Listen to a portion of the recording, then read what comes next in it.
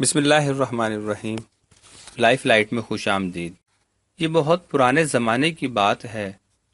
ویسے پرانا زمانہ بڑی سادگی کا تھا۔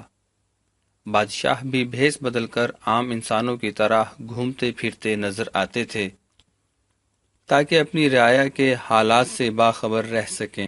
ایسے ہی ایک بادشاہ رات کے وقت گشت کر رہا تھا۔ وفادار نوکر اس کے ساتھ تھے۔ گشت کے دوران وہ ایک مکان کے قریب سے گزرے تو اندر سے کچھ عورتوں کے بولنے کی آوازیں آئیں۔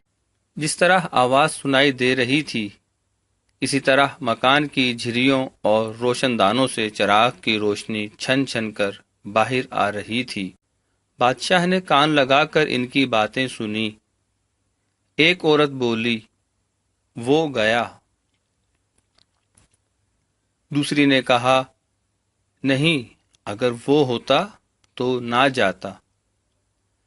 اس پر ایک تیسری عورت نے اضافہ کیا، نہیں نہیں، اگر وہ یہ ہوتا تو نہ وہ جاتا نہ یہ جاتا۔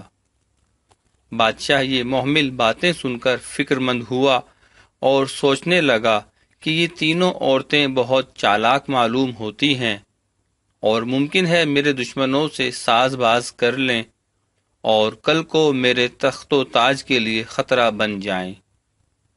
اس نے اپنے وفادار ملازمین جو اس وقت بادشاہ کے ہمراہ تھے ان کو حکم دیا کہ گھر کی شناخت کر لیں۔ جب دربار لگا تو بادشاہ نے حکم دیا تینوں عورتوں کو پیش کیا جائے۔ حسب الحکم تینوں عورتوں کو دربار میں لایا گیا تو بادشاہ نے رات والی تینوں باتوں کا سبب پوچھا، جس پر یہ تینوں عورتیں کھلکھلا کر ہنس پڑیں۔ ایک نے کہا، یہ تو وہ ہے۔ دوسری نے جواب دیا، اگر یہ وہ ہوتا تو اس کے وہ بھی ہوتے۔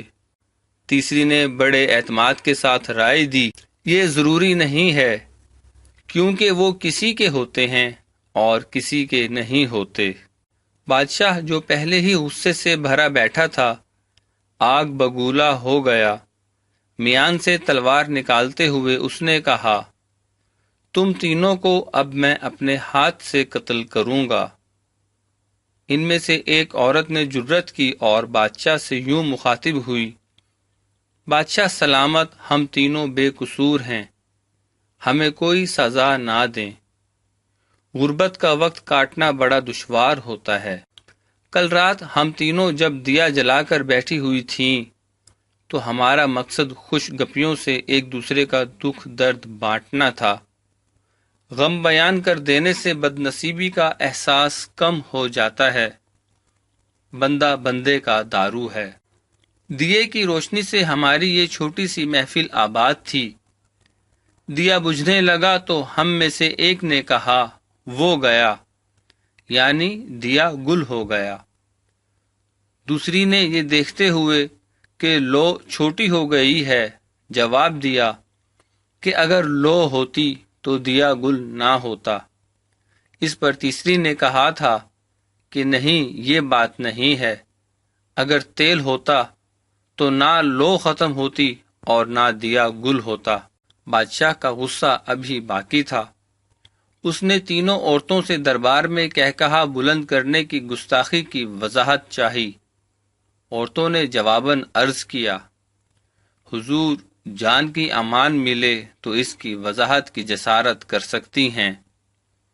بادشاہ نے جان کی امان دی اور کہا، بے خطر بات کرو، تمہیں امان دی جاتی ہے۔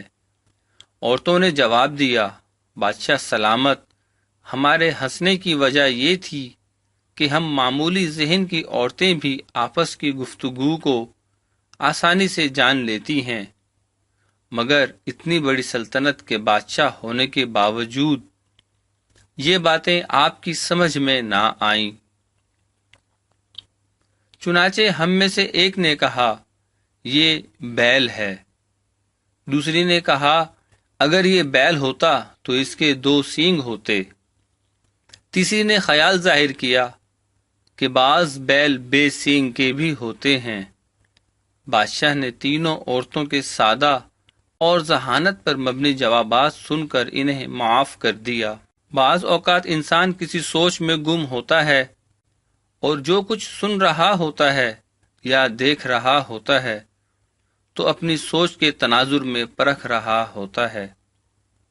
اس لیے ہمیں ہر معاملے میں حاضر دماغ ہونا چاہیے اور ایک معاملے کو دوسرے سے الگ رکھنا چاہیے تاکہ کسی بھی غلط فیصلے سے بچا جا سکے۔